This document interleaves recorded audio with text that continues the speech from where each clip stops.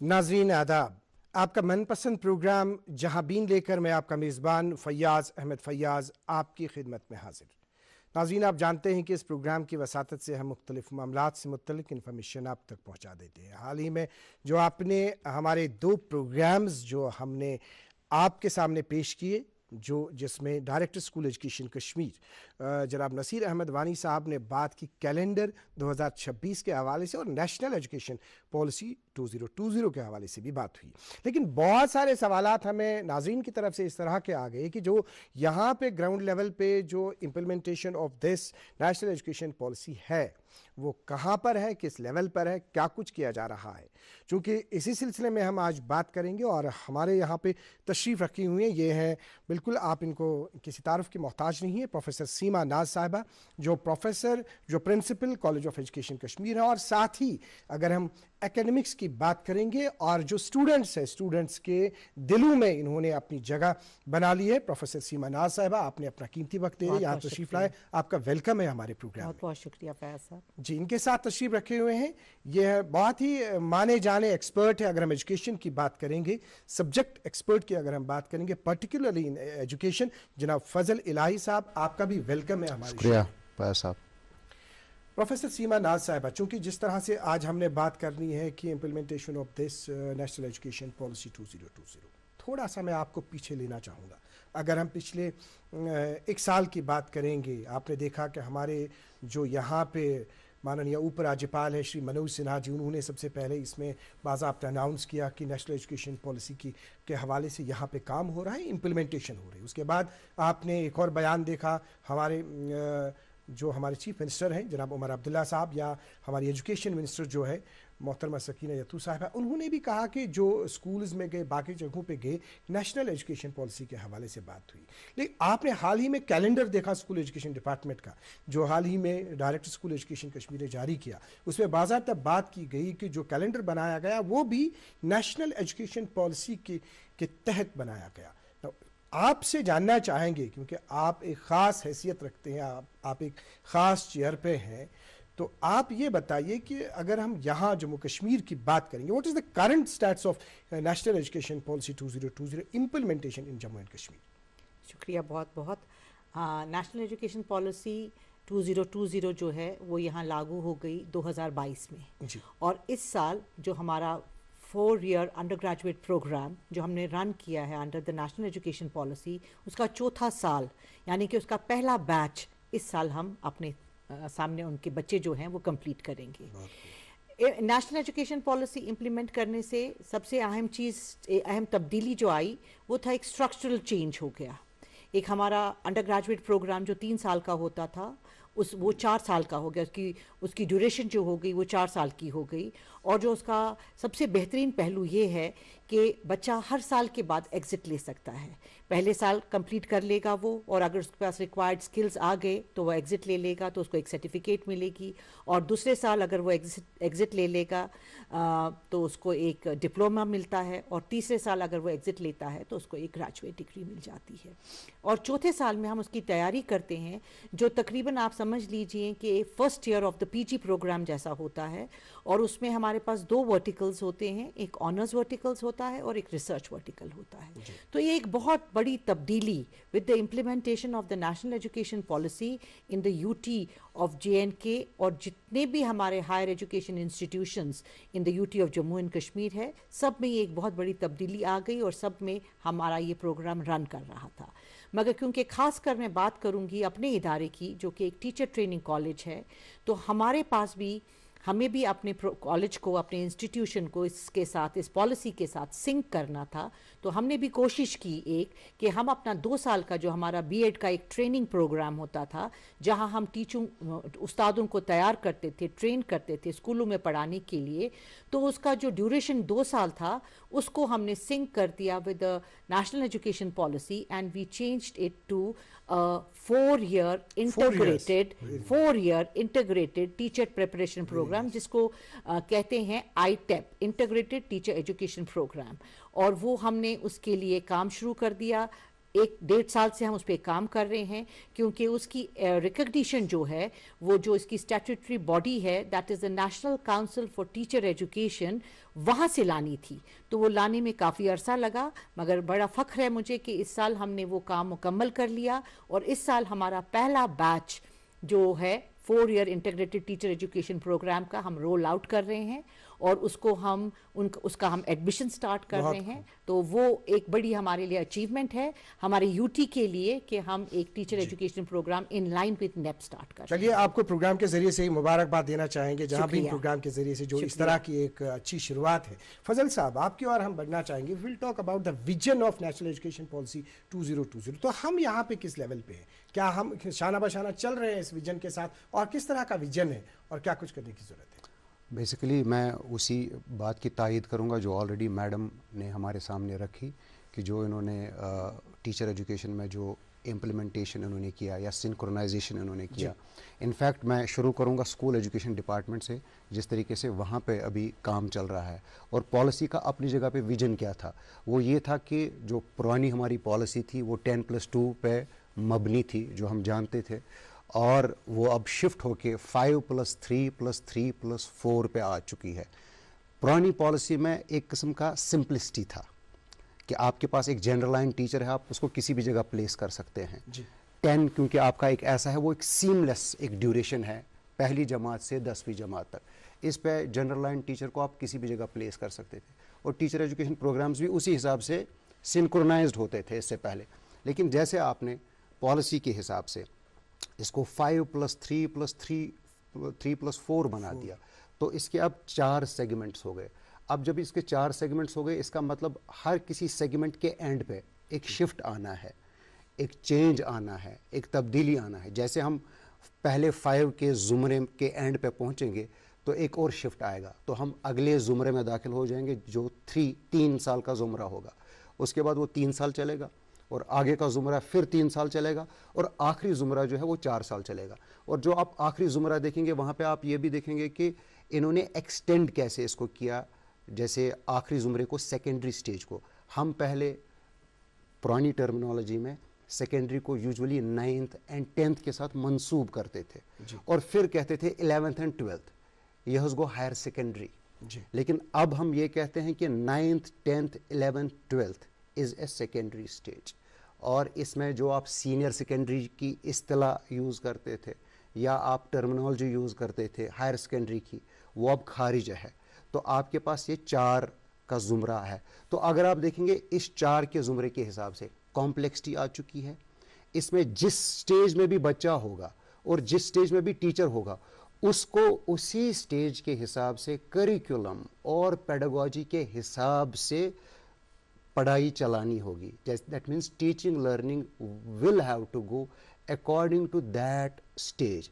फिर जब एक ज़ुमरे से हम बाहर निकलेंगे तो दूसरे ज़ुमरे में जाएंगे, करिकुलर और पेडागोजिक शिफ्ट आएगा। तो अगर आप ये देखेंगे, इससे कॉम्प्लेक्सिटी बढ़ गई है, ये तो अपनी जगह पे है।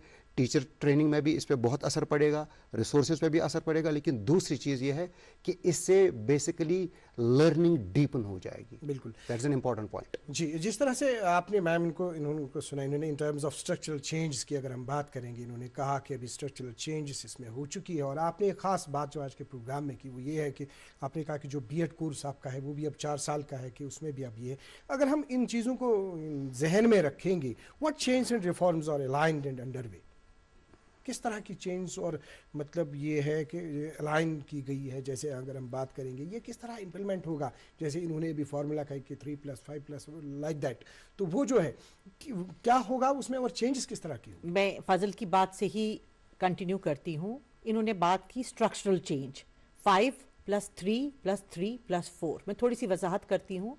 ये 5 साल जो शुरू के हैं, ये फाउंडेशनल स्टेज है। यहाँ बच्चा जो होगा वो छोटी कम उम्र का होगा।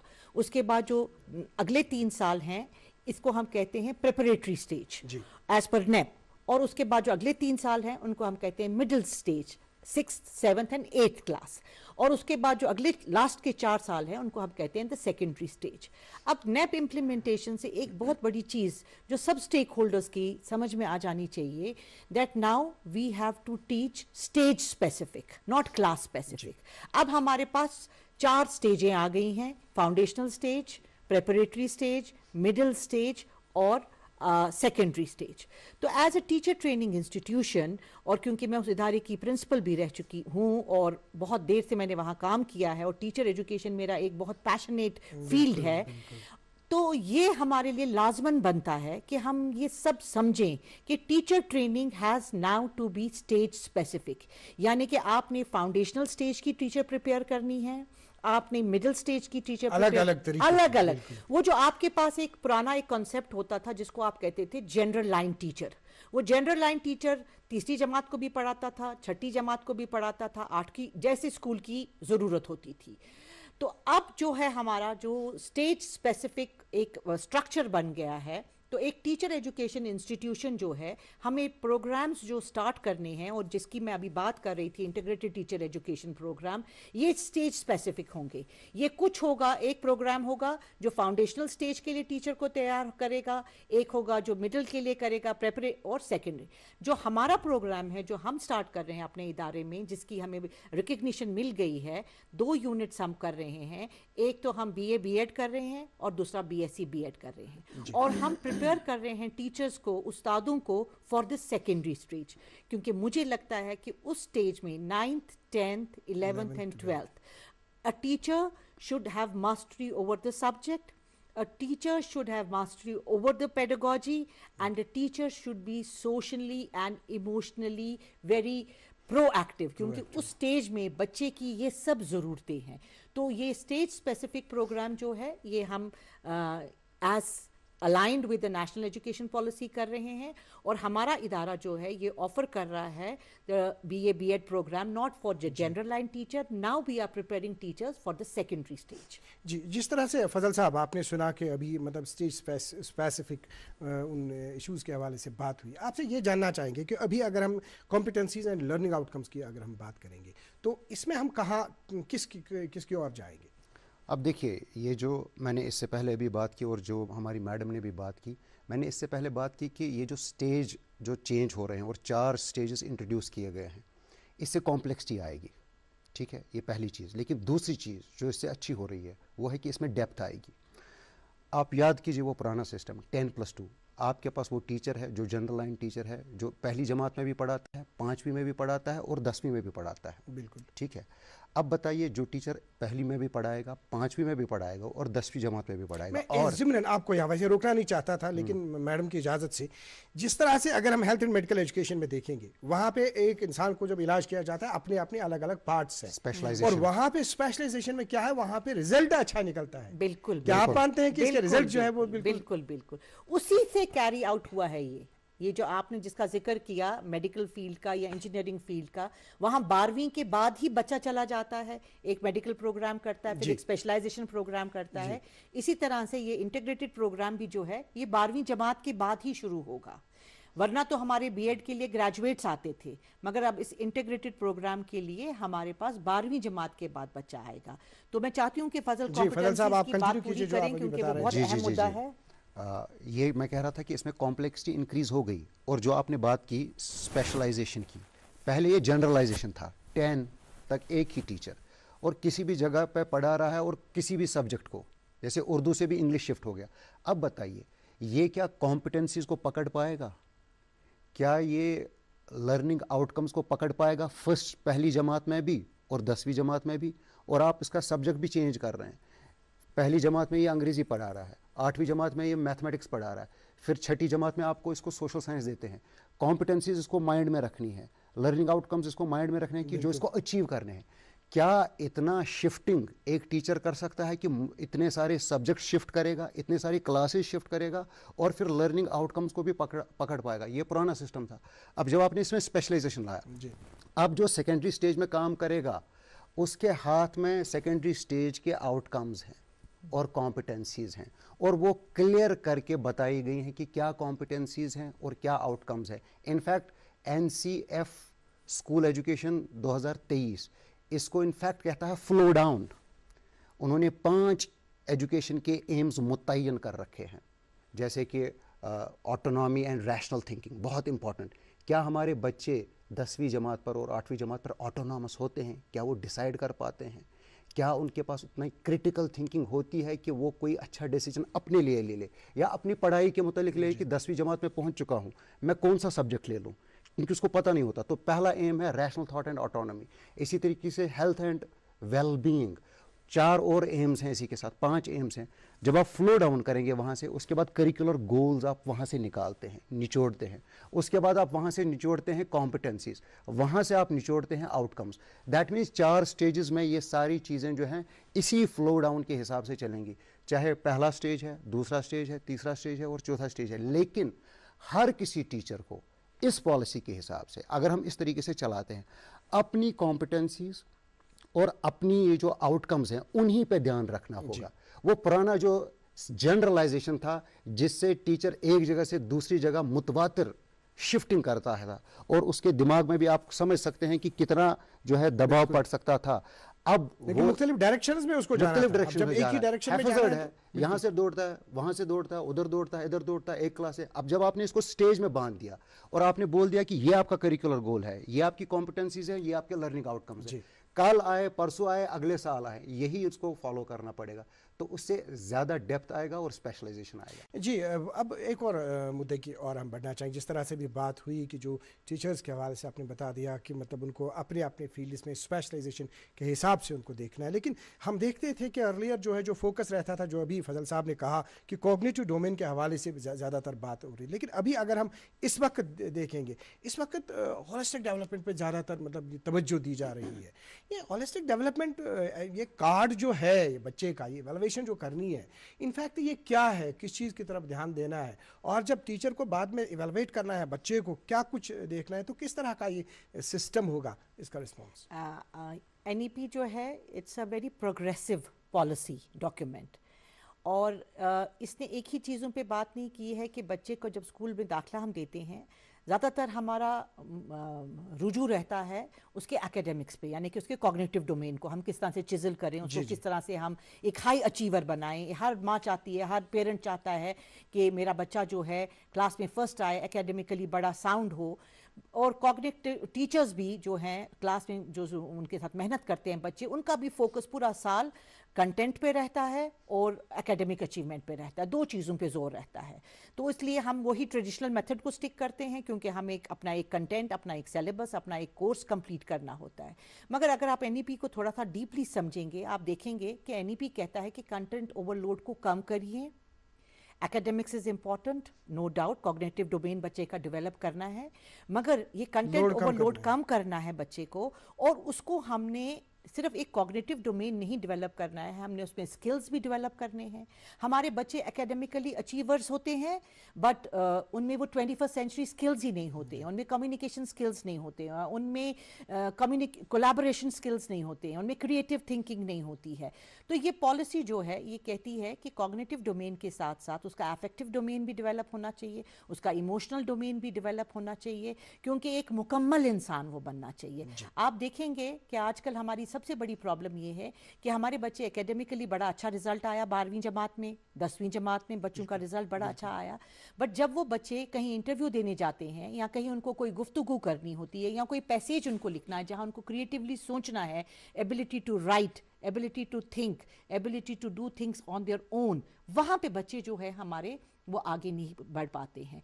सो ये एक बहुत एक बड़ी अच्छी चीज़ इस पॉलिसी के ज़रिए से हुई है कि एक कॉग्निटिव डोमेन के साथ साथ हम बात कर रहे हैं यहाँ पे कि हमने बच्चे की ऑल राउंड डेवलप करनी है, उसका हमने साइकोमोटर स्किल्स भी डेवलप करने हैं, उसका हमने अफेक्टिव भी स्किल्स भी डेवलप करने हैं, हमने उसको एक बेहतरीन इंसान बनाना है। और उसको एसेस करने के लिए सिर्फ एकेडमिक नहीं इम्पॉर्टेंट है, जैसे कि अभी आपने कहा एक होलिस्टिक प्रोग्रेसिव कार्ड या एक होलिस्टिक रिपोर्ट कार्ड जो है, जिसमें कि उसकी अगर वो सपोजिंग लिखने में अच्छा नहीं है तो वो बोलने में अच्छा होगा, बोलने में अच्छा नहीं तो स्पोर्ट्स में अच्छा होगा। So all round everything has to be taken into account so that we provide the students opportunity and chisel all the talents that they have. जी, वक्त हमारे पास कम है फजल साहब, ये लेकिन ज़रूर आपसे रिस्पॉन्स मुख्तर चाहेंगे। ये बताएं कि जो अभी क्लासरूम क्लाइमेट जो हमारा मतलब पुराना था, तो अभी जो है अभी जिन चीज़ों की तरफ ध्यान देना है, अभी जो जिस तरह से कहा गया, तो ये किस तरह से आप समझते हैं कि इसको इफेक्ट कर पाएगा? क्लासरूम क्लाइमेट जो अगर आप देखेंगे अभी भी तमाम तर स्कूल्स में, चाहे आपके प्राइवेट स्कूल्स हैं, चाहे आपके गवर्नमेंट स्कूल्स हैं, चाहे आपका कॉलेज है, वो यूजुअली वन वे कम्युनिकेशन वाला होता है। जैसे आपका one way communication style set हो जाता है, क्लासरूम क्लाइमेट सेट हो जाता है उससे, that means teacher becomes authoritative. जी। Fine. He is the only authority in the class and students have to listen to what the teacher is saying. Teacher बोल रहा है, वही सोल अथॉरिटी है। वो पिन ड्रॉप साइलेंस का rule जो classroom में है वो उसमें वो इस्तेमाल करेगा। और उसके बाद जब ये वन वे कम्युनिकेशन का ये जो सेटिंग आप सेट करेंगे वहाँ पे, उससे क्या होगा, उससे जो बच्चे हैं वो आपके पैसिव हो जाएंगे। बिल्कुल। आपके बच्चे जो है वो कम बोल पाएंगे। आप कम्युनिकेशन स्किल्स डेवलप करना चाहते हैं वो नहीं करेंगे, आप क्रिटिकल स्किल्स डेवलप करना चाहते हैं वो नहीं होंगे, आप क्रिएटिविटी डेवलप करना चाहते हैं वो नहीं होंगे। अगर एनईपी के हिसाब से इस क्लाइमेट को बाहर निकाल के एक नया क्लाइमेट आप क्लासरूम में डाल दे, वो है टू वे कम्युनिकेशन। और ये अथॉरिटेटिव टीचर को बाहर निकाल के एक ऐसे टीचर को वहां पे रखेंगे ताकि बच्चा वहां पे बैठ के खुद सवाल बोले। उसको बोलने की जरूरत नहीं है, नाउ यू, आप सवाल पूछिए। बच्चा खुद हाथ खड़ा करेगा और टीचर से कहेगा आई हैव अ क्वेश्चन। बिल्कुल, जिस तरह से मैम ने बता दिया, लेकिन चूंकि हम इस पे एक और प्रोग्राम भी करेंगे आने वाले वक्त में, लेकिन आईटीईपी के हवाले से ज़रूर कुछ फीचर्स जो इसके हैं वो जानना चाहेंगे। बिल्कुल। ये जो इंटीग्रेटेड टीचर एजुकेशन प्रोग्राम है, ये एक बहुत ही इनोवेटिव और बहुत ही अच्छा प्रोग्राम है। ये बेसिकली बच्चे के लिए बड़ा फेवरेबल है क्योंकि वो 4 साल के वक्त में 2 मेजर्स कर सकता है। ड्यूल मेजर प्रोग्राम है ये। ड्यूल मेजर का ये मतलब है कि उसको 4 साल के जब उसका प्रोग्राम कंप्लीट हो जाएगा, ये इंटीग्रेटेड टीचर एजुकेशन प्रोग्राम, चाहे वो ह्यूमैनिटीज़ में करता है या साइंसेज में करता है, उसके पास ऑप्शन रहेगी, उसके पास 2 पाथवेज रहेंगे। वो एजुकेशन में भी जा सकता है या अगर किसी अपने साइंस सब्जेक्ट्स में ह्यूमैनिटीज़ में पीजी करना चाहता है तो वो भी कर सकता है।